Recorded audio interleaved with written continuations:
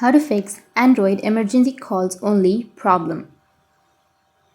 So if you want to fix Samsung emergency calls only problem, then what you need to do is you just need to simply go with your airplane mode or the flight mode and turn it on for 1 minute. Once you turn on your flight mode for a minute, just turn it off and check if your problem still persists.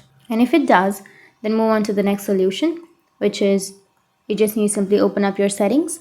Once you open it up, now you just need to simply scroll down, go with network and internet. Under network and internet, go with SIM card and mobile network. Go with your SIM, scroll down, go with preferred network type and choose 2G at first. And again, go with the preferred network type and go with 4G. And after that, your problem might be fixed.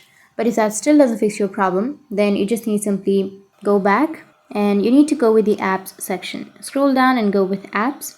Under apps, you need to go with see all apps.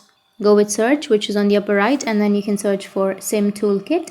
But if you don't find it, then what you need to do is just go with the upper right, which has that 3 dots, and then tap on show system apps. And now you need to search for SIM Toolkit. Tap on it, go with storage and cache, and go with clear cache.